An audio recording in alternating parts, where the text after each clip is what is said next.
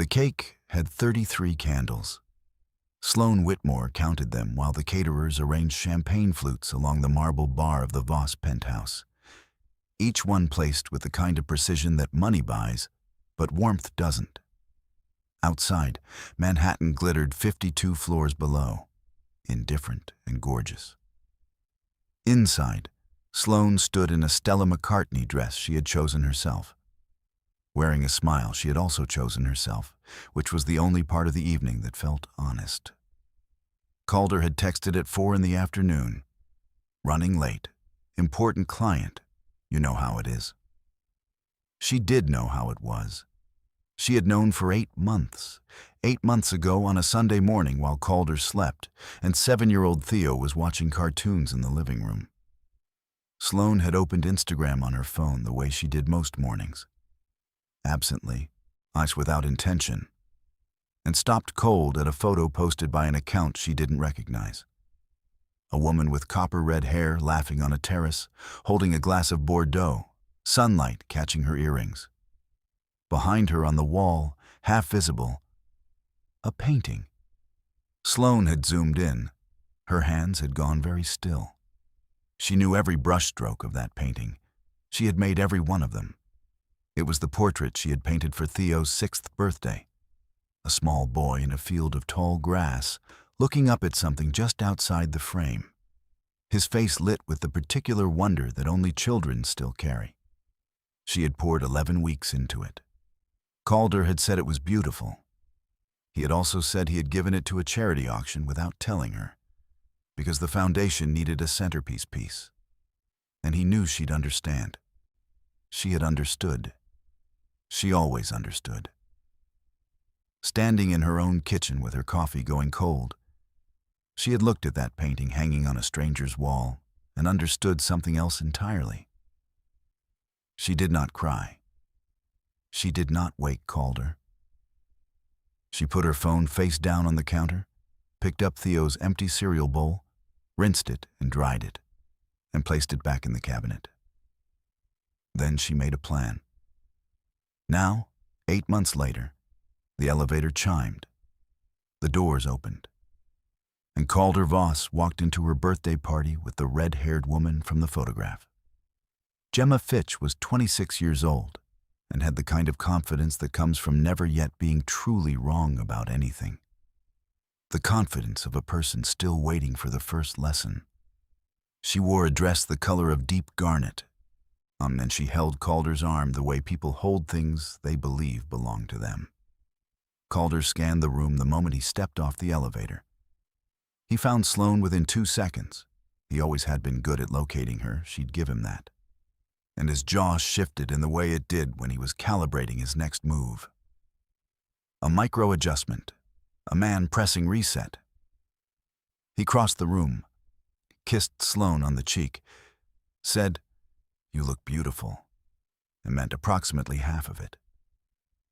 "This is Gemma," he said, turning smoothly. "She's leading the marketing strategy for the Meridian Tower launch.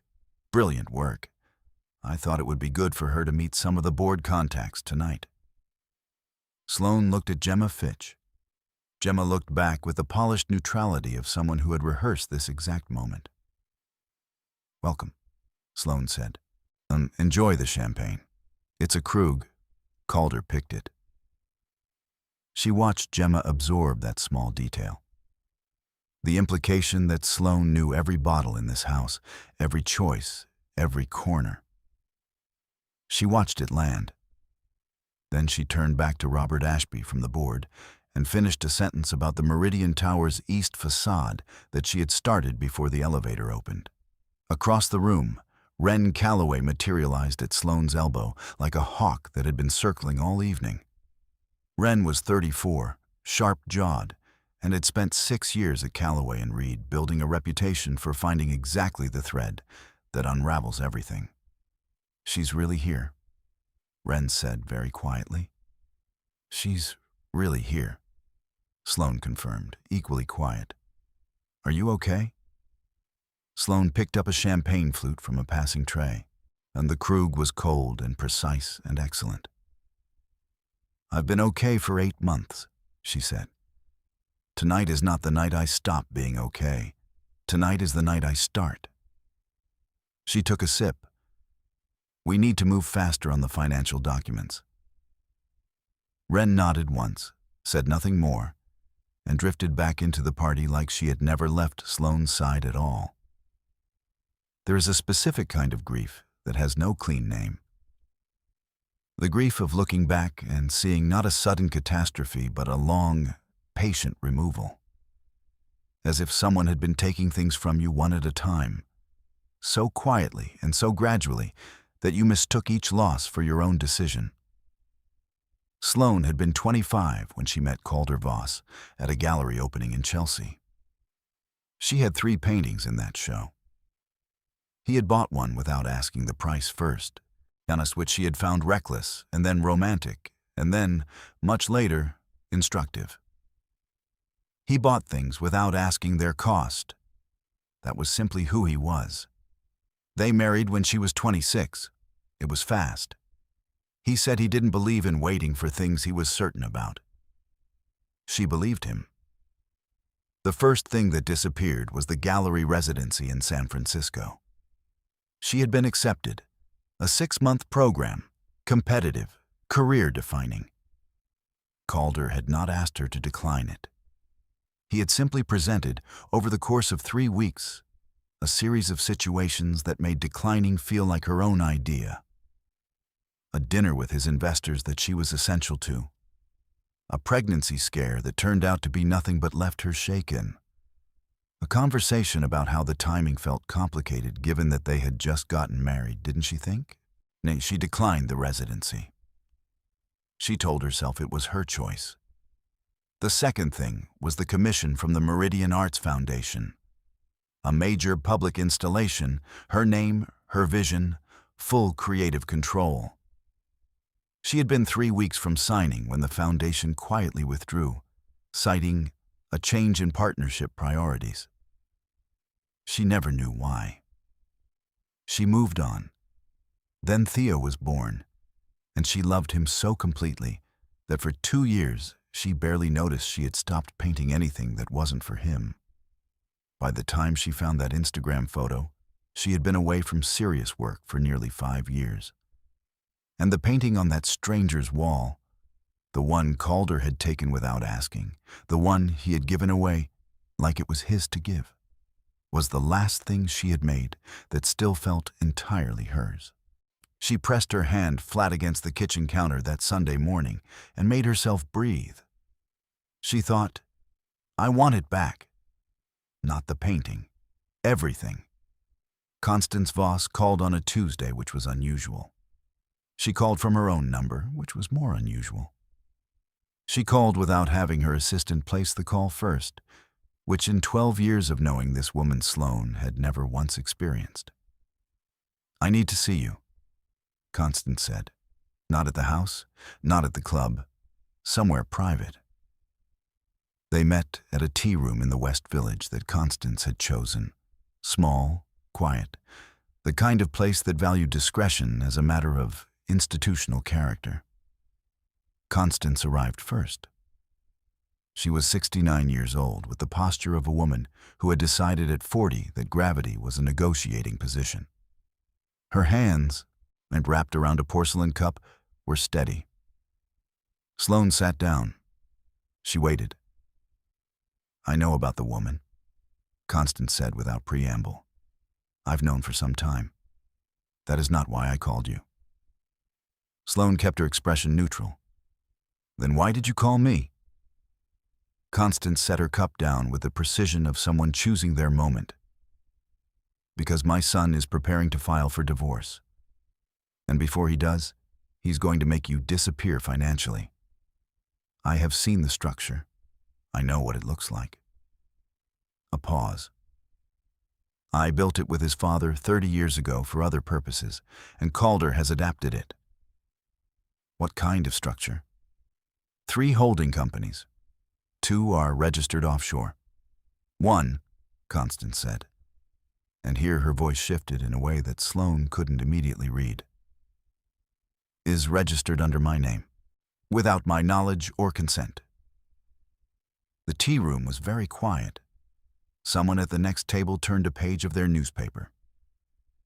"Calder used your name?" Sloane said. "He used my name." The older woman looked at her directly. "I found out 4 days ago. I have spent 4 days deciding what to do about it." Her chin lifted slightly. "I am telling you because you need to know what you are standing next to. And because whatever my son has become, I did not raise him to steal from the people who trusted him, including me." Sloane looked at Constance Voss, the woman who had cold-shouldered her at 6 Christmases, who had never once called her by her first name in 12 years, and felt the ground beneath this story shift completely. "I need you to say that to a lawyer," Sloane said. Constance Voss picked up her teacup. "Oh, I know." Wren spread the documents across the conference table in her office on the 41st floor of a Park Avenue building, smoothing each page with the flat of her hand like someone laying out evidence at a crime scene. Because that was, Sloane was beginning to understand exactly what it was. "This is the structure as best I can reconstruct it," Wren said.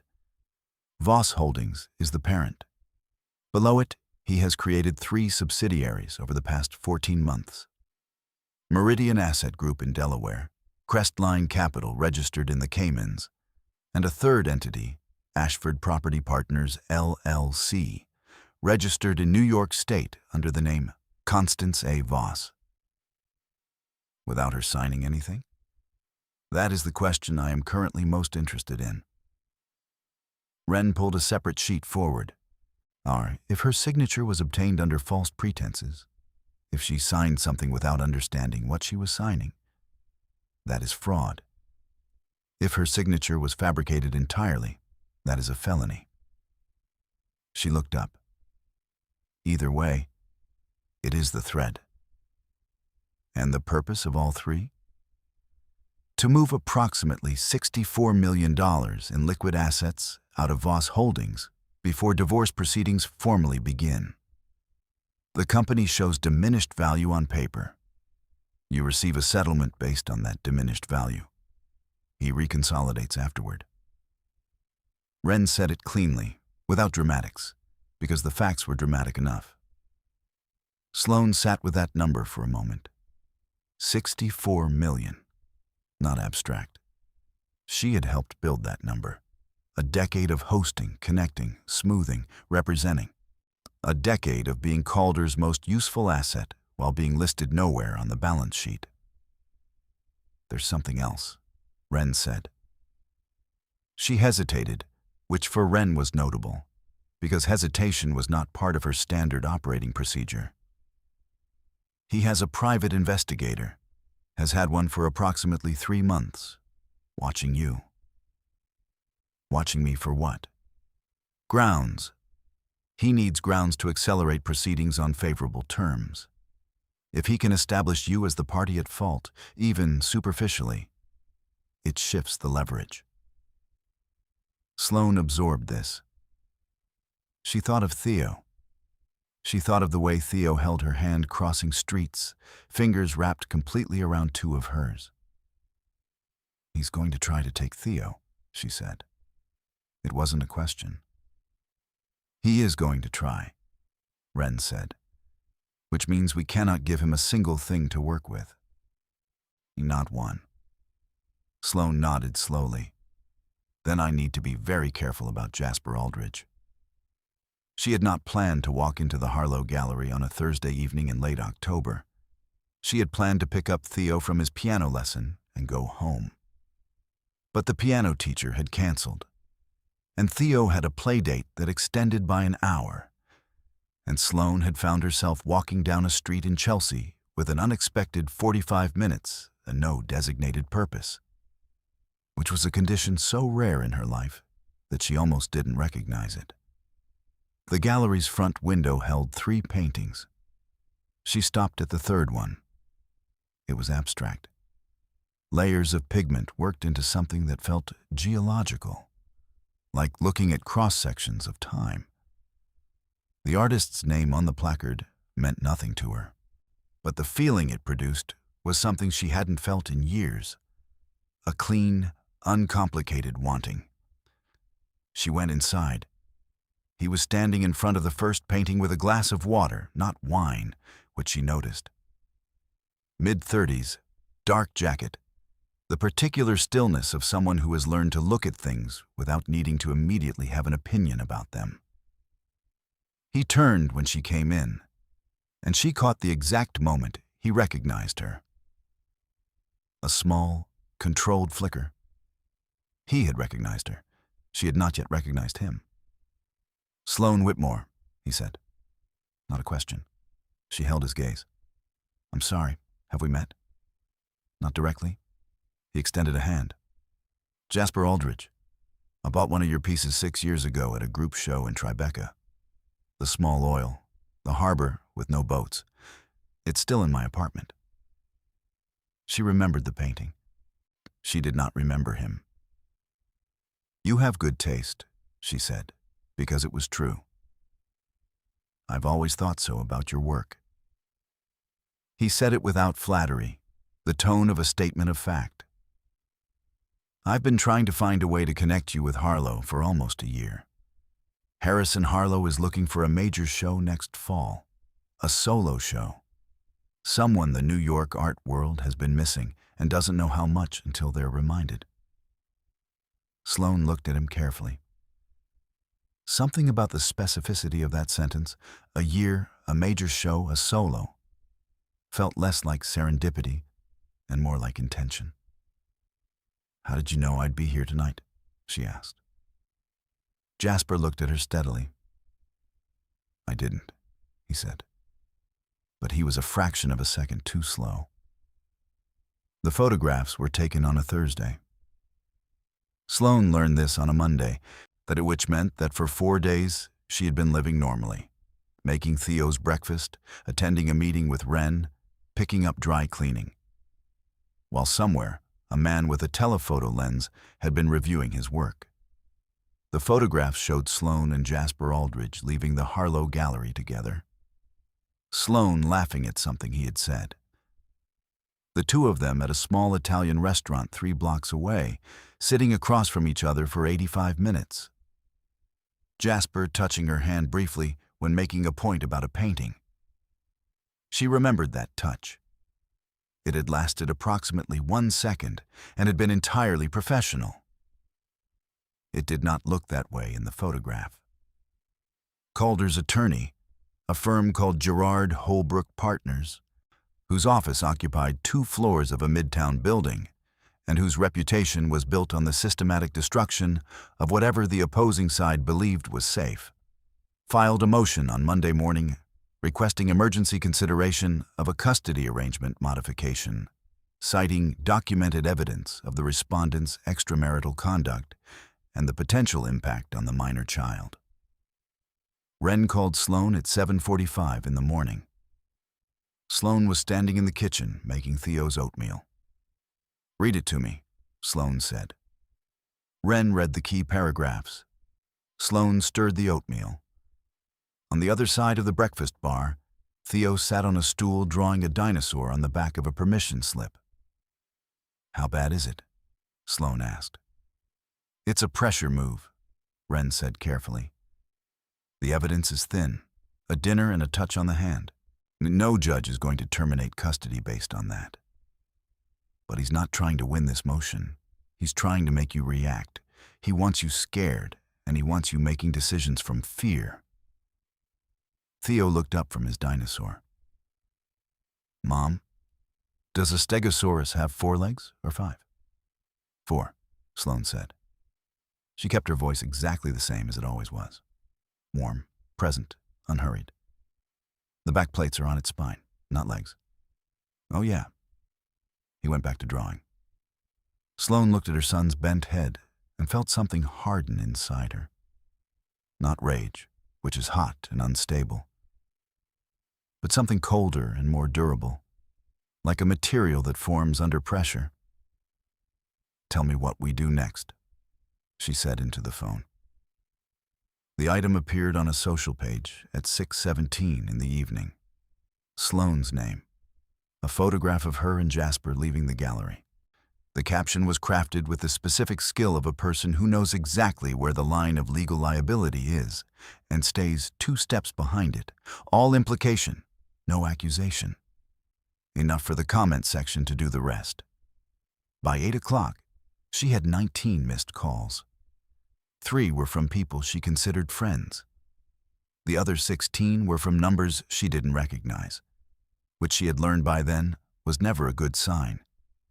The Voss social circle responded with the swift uniformity of people who have always made decisions by reading the room rather than the evidence. A dinner invitation was quietly withdrawn. A text from Margaret Ashby, 12 years of school fundraisers, holiday parties, and shared complaints about the same catering company, went from warm to clipped to nothing within 4 hours. Sloane sat with her phone on the kitchen island and watched it happen in real time. Then Theo came home from school.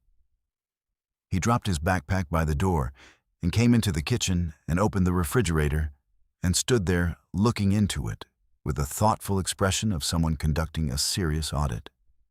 And then he said, without turning around, "Mom, Marcus told me that you were on the internet today." Sloane set her phone face down. "Yeah, baby. Some people posted something about me."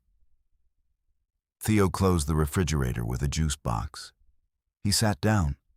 He was 7 years old with Calder's dark hair and Sloane's eyes and a native sense of fairness that had shown up so early and so consistently that Sloane sometimes thought it had bypassed both of them entirely and arrived directly from somewhere better. "Was it true?" he asked. "No." He nodded, apparently satisfied. "Marcus says stuff that isn't true sometimes, too. I just don't listen to those parts." He opened his juice box. "Can we make pasta tonight? The kind with the cheese you do?" "Yeah," Sloane said. "We can do that." She turned to the stove. She kept her back to him while she put the water on, because she needed 30 seconds before she trusted her face again. Then she turned around and they talked about the dinosaur drawing and his piano teacher's new haircut and the kind of ordinary things that constitute, without drama or announcement, an entire life. The breakthrough arrived at 11:40 on a Wednesday night, in the way that most real breakthroughs arrive, not with ceremony, but with a flatness that takes a moment to understand. Wren had been working through the Ashford Property Partners filing, the entity registered under Constance Voss's name, when she found the date. The company had been registered 14 months ago. The signature on the registration appeared in a standard notarization block, certified by a notary in Lower Manhattan. Wren knew this notary. She had used her office on 3 separate occasions. Her name was Linda Ferris, and she was meticulous, experienced, and entirely trustworthy. Wren called her at 11:45. Linda Ferris answered because Wren had texted first, which was the agreement they had established years ago for exactly this kind of late-night necessity. "Linda, I'm looking at a notarization from your office approximately 14 months ago. Ashford Property Partners, signatory listed as Constance A. Voss. Do you have a record?" A pause. The sound of a filing cabinet. Another pause. "I have a record," Linda said slowly. "But there's something odd about it. The appointment was booked through a corporate account, Voss Holdings. And the woman who came in, I remember because she was well-dressed, older. She signed quickly and left. She didn't ask questions." A longer pause. "But Wren, I always ask for ID. The ID she presented was a passport." "And?" The name matched. The photo matched. "But I've been doing this for 22 years. Something felt slightly off. I noted it at the time. I always make a personal note when something feels unusual." Her voice was careful now. "The signature on my record and the signature on the document you're looking at are not the same." Wren was quiet for 4 full seconds. You're saying the document was altered after it left your office. I'm saying the signature on the final filing does not match what was signed in my presence. What you do with that is your department. Wren thanked her, ended the call, and sat in her empty office with the document in front of her and the Manhattan skyline reflected in the dark window behind her. She thought about what it meant, not legally, she already knew what it meant legally, but about the person who had done this, who had used his own mother's name, who had looked at his mother and calculated that she was a resource, not a person. She picked up her phone and called Sloan. He had chosen a coffee shop in Brooklyn, small and unhurried, for reasons Sloan understood only in retrospect. It was the kind of place where difficult conversations don't draw attention, because everyone there is already inside their own. Jasper sat across from her with his hands around a ceramic mug, and the expression of a man who has decided to stop being strategic. It did not sit entirely comfortably on him. He was, she had come to understand, someone who planned carefully and spoke carefully, and had learned that those two habits kept most things safe. But careful had run out of road. 6 years ago, he said, I was part of a consortium putting together a long-term commission for an artist-in-residence program. 3 galleries, a foundation, a 2-year funded position in New York with international exhibition rights. We had identified 4 candidates. He looked at her. Well, you were the first name on the list. Unanimous. Sloan kept her face still. I never heard about that program. You weren't supposed to. He wrapped both hands tighter around his mug. We reached out through a mutual contact, a gallery owner in Tribeca named Daniel Cross, who had shown your work twice and had a relationship with you. We asked him to present you with the opportunity privately before any formal offer. A pause. Daniel told us, 3 weeks later, that you had declined, that you were focusing on family and were not interested in professional commitments of that scale. I never spoke to Daniel Cross about any offer. I know that now. Jasper looked at her steadily. I reached out to Daniel 6 months ago, after I started trying to find you through the Harlow connection. He was confused when I brought it up. He said he had received a call from someone representing your household. He assumed your husband's office, who told him you were withdrawing your name from consideration and asked him to convey your thanks and your regret. The coffee shop hummed with quiet, ordinary life around them. He never told you, Sloan said. He assumed you knew. It never occurred to him that the call hadn't come from you. Jasper reached into the inside pocket of his jacket. He placed a printed email on the table, a correspondence chain, time-stamped, with a contact address belonging to a Voss Holdings administrative account. I found the paper trail when I started asking the right questions. Sloan looked at the email. Then she looked up. How many times did he do this? Jasper opened his laptop. The call came to Wren's office line on a Friday afternoon. I transferred from the front desk with the note, "Personal matter. Will not give name. Says it's urgent." Wren took it. "I need advice," the voice said. Young, controlled, fraying at the edges. "I can't tell you who I am yet." "All right," Wren said. "I'm pregnant." The word landed in the room with all of its weight. The father is someone who is currently involved in legal proceedings. He told me to deal with it. He said if I didn't, he would make sure I never worked in this city again. He said he had documentation of things that could complicate my professional standing. A breath. He's lying about the documentation, but I don't know how to prove that without making everything worse. Wren kept her voice level. "Are you in a safe situation right now?" "Physically, yes. Professionally, I'm not sure. Personally, a pause." No. Would you be willing to come in and speak with me in person? A long silence. Then, he used her too, you know. Not just me. There's a woman whose whole career he quietly ended. He called it protecting their marriage, but it wasn't that. It was controlling her, keeping her small so she needed him. Her voice had gone very flat. I thought I was different. I thought I was the exception. Most people in that situation do, Ren said without judgment. I have texts, Gemma said. From him, from the last 2 weeks. Things he said about the proceedings, about what he was planning to do with the finances. He wasn't careful. He thought I was still on his side. A pause that carried its own particular weight. I'm not on his side anymore. Ren picked up her pen. Mike, can you come in Monday morning? Can I come in today? Gemma Fitch arrived at 4 in the afternoon wearing sunglasses that she did not take off until she sat down and then removed with the deliberateness of someone deciding to be seen. She was younger in person than Sloane had imagined, not just in years, but in the way she held herself, like someone who had been performing an older version of herself and was exhausted by the performance.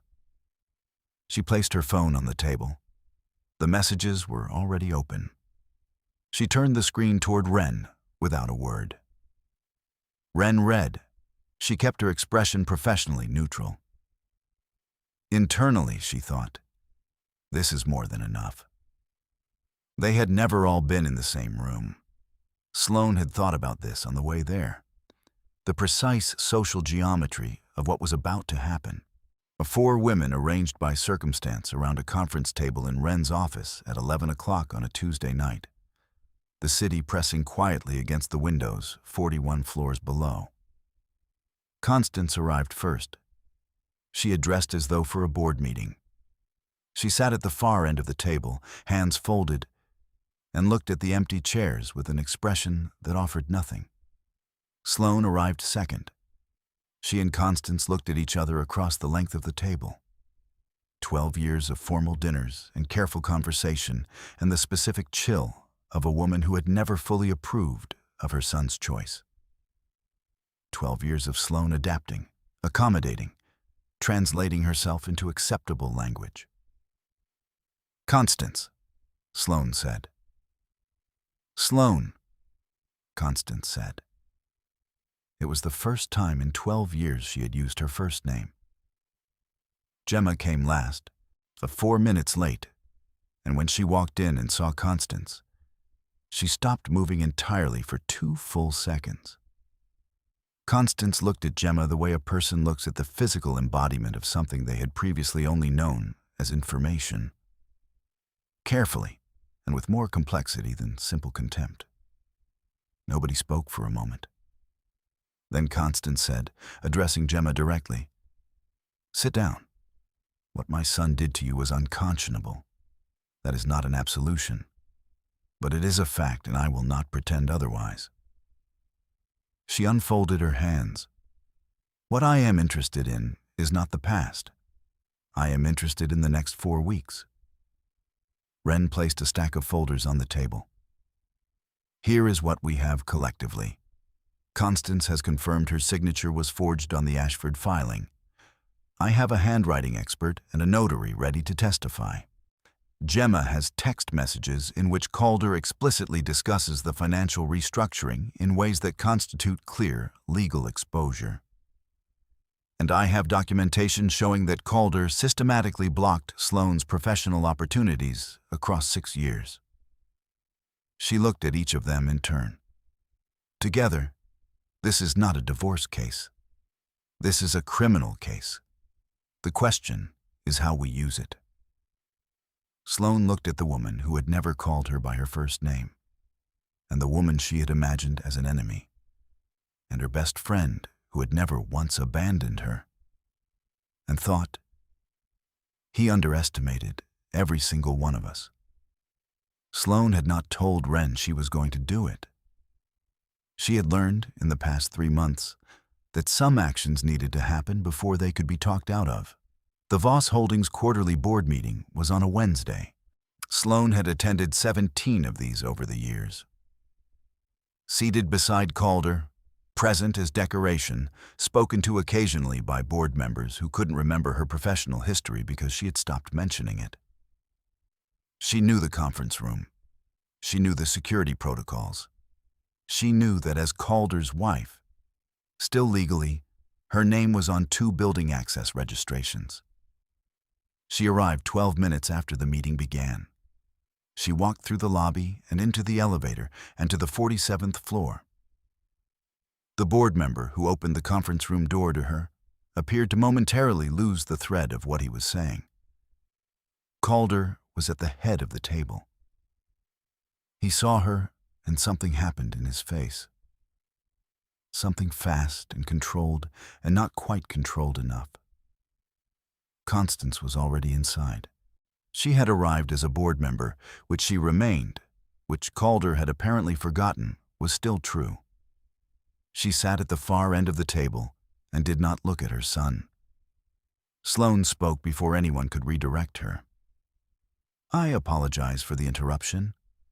I want to make the board aware that Callaway and Reed has this morning filed a request with the New York State Attorney General's office for a preliminary review of Voss Holdings' subsidiary structure, specifically regarding entities created in the past 18 months. She placed a folder on the table. Not the full filing, just the cover page. Just enough. One of those entities was registered under a board member's name without her knowledge or consent. The board may want to consider independent counsel before the next scheduled communication with Calder's legal team. She looked at Calder once, directly, for exactly as long as was necessary. His face was doing several things at once, and none of them were working. "I'll see myself out," Sloan said. She walked back down the hallway. Her heels were quiet on the carpet. In the elevator, she allowed herself to close her eyes for 3 floors. Not from relief, not yet. But because the body needs to acknowledge these moments, even when the mind wants to keep moving. Her phone buzzed as she reached the lobby. Wren. 2 words. "He's calling." Sloan put the phone in her bag. Let him call. The document was 8 pages and had been prepared, Wren estimated, was sometime in the early months of the marriage, which meant years before the cracks had shown, before the distance had settled in, before Sloan had found an Instagram photo and gone very still in her kitchen. It was a prenuptial agreement. Sloan had known about a prenuptial agreement. She had signed it. She remembered the signing, a Saturday afternoon, Calder's attorney's office on the Upper East Side. A thick envelope of papers that Calder had described as standard protection for both of us, really standard, completely mutual. She had had 48 hours to review. She had reviewed it with the attention of a person who trusted the person asking her to sign. Page 7, Clause 14, subsection B. In the event of documented evidence of extramarital conduct on the part of either spouse, the offending party forfeits claims to shared real estate holdings and to any liquid assets accumulated post-marriage. Gerard Holbrook himself delivered the letter to Wren's office. Attached, the photographs from the Chelsea Gallery and the Italian restaurant. Jasper's hand on hers for 1 second. Sloan laughing at something he said. The letter argued these constituted documented evidence. The letter argued that Sloan therefore forfeited her claims to approximately $9 million in joint real estate and $32 million in shared liquid assets. Wren read the letter 3 times. Then she read Clause 14 again. Then she read it a 3rd time. They can't actually win this argument, she told Sloan. The photographs show a dinner. No judge with a functioning brain cell reads that as Wren. Sloan's voice was quiet. Let's look at the signature block on page 7. Wren looked. The prenuptial agreement was signed on page 1 page 3, page 5, and page 7. The first 3 signature blocks were in Sloane's handwriting. She knew Sloane's handwriting. She had seen it on birthday cards and legal documents and a thank you note pinned on her fridge for 3 years. The signature on page 7 was slightly different. Not much, but enough. The spacing of the letters, the angle of the loop on the W, the way the final E lifted. Wren looked up from the document. "That's not your signature," she said. "No," Sloane said. "It is not." The forensic document examiner's name was Patricia Sohn, and she had spent 19 years working across civil litigation, criminal proceedings, and federal cases. And she had learned in that time that forgery operated on a fundamental misunderstanding, that convincing approximation was the same as perfect replication. It was not. The body has its own logic. A hand that signs unconsciously, as we all do, carries rhythms that are nearly impossible to recreate from observation alone. She examined the prenuptial agreement in her office in the financial district for 3 hours. She used optical magnification and infrared analysis and ultimately, the oldest tool in her profession, patient, expert looking. Her report was 6 pages. It concluded that the signature on page 7, the page containing clause 14, the clause that would strip Sloane of $41 million in combined assets, had not been executed at the same time as the other 3 signatures. The ink composition showed subtle variance consistent with a different pen. The pressure pattern, analyzed through micro-indentation, indicated a person writing slowly and with deliberate care, which was inconsistent with the confident efficiency visible in the other 3 signatures. Most conclusively, 2 letters were formed using a technique inconsistent with the motor habits demonstrated across every other signature sample collected from Sloane Whitmore over a 12-year period. The page, Patricia Sohn stated in her report, was inserted into the document after original execution and signed by a person other than the named signatory. Wren filed the report with the court the same afternoon. She filed it alongside Constance's affidavit regarding the forged registration, Linda Ferris's notary records, Gemma's text message evidence, organized into a single submission that Wren had been building piece by piece for the past 6 weeks with the patience of someone who understood that the architecture of a case is constructed in layers, not gestures. The response from Gerard Holbrook Partners arrived 22 hours later. Not aggressive, not defiant. That was the tell. It was measured, careful. The language of attorneys who have recognized that their position is now structurally compromised and are choosing the direction of retreat rather than the continuation of a fight they can no longer win. The word settlement appeared 3 times in 4 paragraphs. Wren called Sloane and read her the key sections. There was a silence. Then Sloane said, "How long to get this in front of a judge?" "3 weeks if we push." "Push," Sloane said. For the first domino was Owen Harcourt. He had been Calder's business partner on the Meridian Tower project, 10% equity, 18 months of work, and a handshake agreement about profit sharing that Calder had restructured quietly through one of the offshore entities, reducing Harcourt's effective take by roughly $3 million before Harcourt had understood what he was looking at. Harcourt had been sitting on this for 7 months. He had considered filing his own action. He had decided, in the calculus of powerful men who prefer not to be publicly associated with disputes, to absorb the loss and remember it for later. Later arrived when the New York State Attorney General's office sent a preliminary inquiry to Voss Holdings requesting documentation on the subsidiary structure. Harcourt called his own attorney, or his attorney called the AG's office. The information he provided arrived at Wren's desk on a Friday morning, copied by protocol, and Wren read it and thought, there it is. The second domino was the Meridian Arts Foundation, Its board had received 3 years ago a significant donation from Voss Holdings, conditioned on a consultative relationship that gave Calder input on grant recipients. Input that, it now emerged, had been used on 2 occasions to redirect funds away from applicants whose personal or professional connections might complicate his domestic arrangements. Sloane's name did not appear in the Foundation's records. Neither did Jasper Aldrich's consortium. But the pattern was there for anyone who looked. The third domino was the quietest, when Gemma's legal representative sent a formal communication to Calder's personal attorney regarding the pregnancy and the documented threats.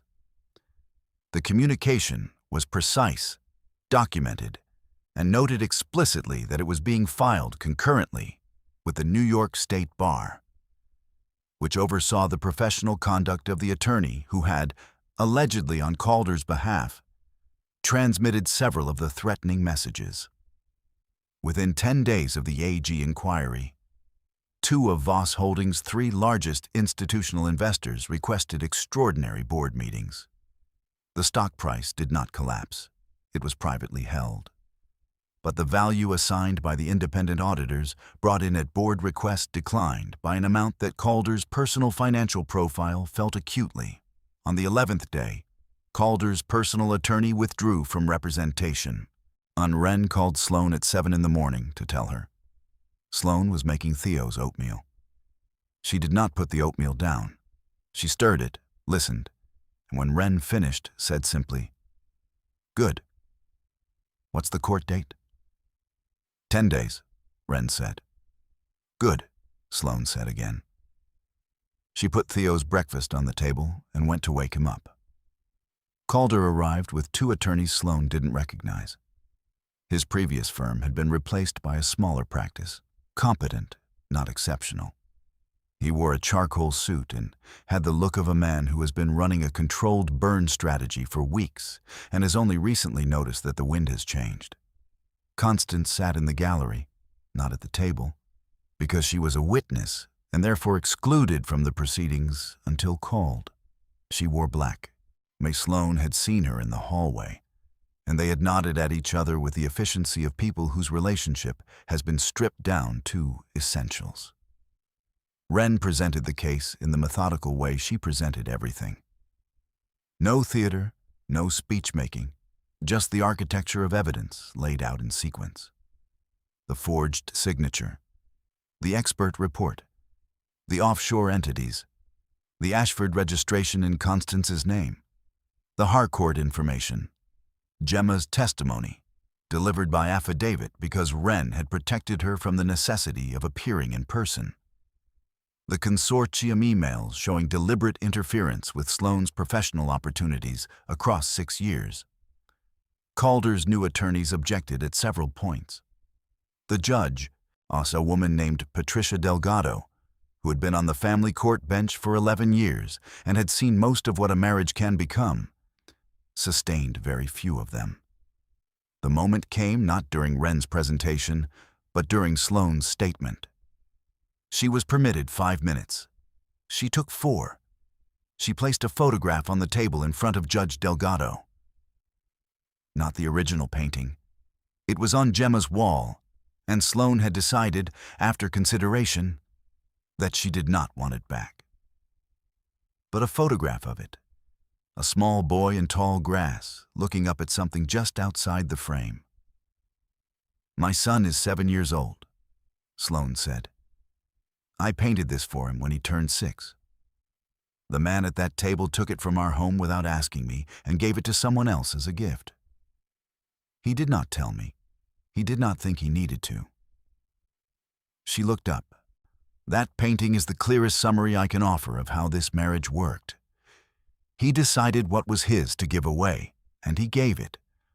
I am asking this court to decide that the answer to that is no. Not the painting. Everything." The courtroom was very quiet. Judge Delgado made a note on her legal pad. She did not look up when she wrote it. The judgment was 43 pages. Wren read all of them in under an hour. which was a function of both her reading speed and the fact that she had spent 6 weeks helping to build the argument that the judgment largely validated. Calder-Voss was found to have committed document fraud in the creation of the prenuptial addendum. He was found to have established corporate entities under a family member's name without consent, constituting a violation of state business registration statutes. What the offshore restructuring was referred to the Attorney General's office for further review. A referral that Wren understood meant a process that would take 2 to 3 years and would cost Calder, in legal fees alone, more than the assets he had tried to hide. The divorce settlement awarded Sloane the Manhattan apartment. She had already decided to sell it. A financial settlement reflecting the actual, pre-restructuring value of the marital assets, and full primary custody of Theo, with structured visitation for Calder contingent on completion of a court-supervised financial accountability program. Calder's attorney filed a notice of appeal within 72 hours. Wren read it and called Sloane. "He'll appeal," Sloane said. "He will appeal," Wren confirmed. "The appeal will take 18 months and will fail. And the document fraud findings is airtight. Patricia Sohn is an unimpeachable expert, and the ink analysis is not subjective." "Okay. Sloane, you should let yourself, I don't know, something. You built this." "I know," Sloane said. "I will. Tonight." What happened that night was not dramatic. She put Theo to bed and read him 2 chapters of the book they were working through together. An adventure story about a girl who discovers she can communicate with migratory birds. And when he fell asleep, she sat in the armchair in his room for a while, in the dark, listening to him breathe. Then she went to her studio, the second bedroom in the apartment on Leroy Street that she had rented 2 months ago, quietly, as part of the preparation that nobody had known about. And she stood in front of the blank canvas she had set up 3 weeks earlier and not touched since. She picked up a brush. She thought about the boy in the tall grass. She thought about what came after. Then she began to paint. The Harlow Gallery on a Friday night in March held more people than it had been designed to comfortably contain. And every one of them had come intentionally, which was, Harrison Harlow told Sloane quietly by the door, the only kind of opening he believed in. The show was called simply Reclamation. 11 paintings ranging from the small and intensely personal to a large-scale piece, almost 6 feet wide, that dominated the north wall, and that Jasper had told her, when he first saw it, was the best thing she had made. Or she had argued with him about it for 20 minutes, which had been enjoyable, and had ended without resolution, which had also been enjoyable. The 11 paintings sold out by 9:15. Not all at once, the gallery kept the sale quiet, communicating purchases with small red dots placed beside the titles. But Wren, who had stationed herself at a vantage point with a clear view of the entire room, watched the dots appear and texted Sloane a running count. By 9:15, the text read simply, 11. Constance Voss attended. Sloane had not expected this. She had sent an invitation without particular expectation, as a gesture, the kind of gesture that closes a door correctly rather than letting it hang. But Constance was there, in the 3rd row of seats arranged for the brief artist's talk, and wearing a silver brooch that Sloane had always noticed and never commented on. Afterward, in the quieter space after the crowd thinned, Constance stood before the large north wall painting for a long time. Sloane approached and stood beside her. The painting was abstract, not the harbor, not the boy in the grass, but something that moved through color the way a recovery moves through time, not in a straight line, not without setback, but persistently and with its own internal logic. "It's extraordinary," Constance said. "Thank you." A pause. "I owe you an apology." "A long one?" Constance kept her eyes on the painting. I was not kind to you. I told myself it was discernment. It wasn't. I know, Sloane said. I won't ask you to forgive it quickly. I won't, Sloane agreed. They stood there for another moment, themselves looking at the painting together, which was perhaps not reconciliation, but was something honest. And honest, Sloane had learned, was the only foundation anything real could be built on. Theo had been with Diana, Wren's sister who adored him, for the evening. He had asked for a photograph of the big painting. Sloane had promised to bring him a print. The coffee was ready at 7:45, and Sloane poured it into a ceramic mug that Theo had painted for her birthday. Uneven glaze, her name in large letters, a sun in the upper left corner that was more of a general yellow presence than a specific celestial body. And she stood at the kitchen window of the Leroy Street apartment and looked at the small rectangle of West Village visible between buildings. The apartment was the right size. She had not known before that there was such a thing as a right size. She had lived in the Voss penthouse with its infinity of polished rooms and understood spaciousness as an absolute good. She understood it differently now. The right size was the size in which everything that mattered fit comfortably, and nothing extra accumulated. Theo came out of his room at 8:10 in pajamas that were slightly too short because he was growing faster than she could replace them. He sat on a stool at the kitchen counter and accepted a glass of orange juice with the manner of a small person conducting serious morning business. "Is Jasper coming?" he asked. "He said 10 o'clock. Theo considered this. "What's the plan?"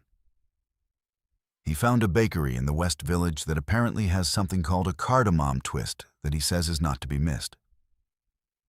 "What's cardamom?" "A spice. Now you'll either love it or you'll want plain butter." Theo nodded with the gravity of a person accepting a reasonable challenge. "Okay." He drank his orange juice. "Mom?" "Yeah. I'm glad we live here." Sloane looked at him. He was looking at the kitchen window, at the small rectangle of city, with the expression she had painted twice now in different ways. That specific wonder at something just outside the frame that she had first tried to capture when he was 5 years old. "Yeah, baby," she said. "Me too." At 10 o'clock, the buzzer sounded. Theo slid off the stool and ran to the intercom and pressed the button and said, "Who's there?" in his most official voice. And Jasper's answer came through the speaker with a laugh underneath it. And Theo turned around and said, "It's him," as though this were news. Sloane picked up her keys. She looked at the mug on the counter with her uneven name on it. She picked it up and carried it with her. Some things you bring with you, some things you leave behind. By now she knew the difference. She pressed the door release and held it open. So, the story's over. And if you're still here with us right now, or truly still here, then something in this story touched you. Maybe it was Sloane's silence when she already knew. Maybe it was the moment she walked into that boardroom alone. Maybe it was just a little boy asking if they could have pasta for dinner. And somehow that broke you open more than anything else. Here's what I want to leave with you. Marcus Aurelius once wrote, "You have power over your mind, not outside events. Realize this, and you will find strength." Sloane didn't fight Calder with anger. She fought him with clarity. The kind that only comes when you stop performing your life and start actually living it. The Stoics called it amor fati. Love your fate, even the painful parts, because they are the exact thing that carves you into who you're meant to be. You don't need someone to hand you back what was taken. You reclaim it, piece by piece, brushstroke by brushstroke. If this story meant something to you, share it with someone who needs to hear it right now. Leave us a comment. We read every single one. And if you haven't subscribed yet, hit that button.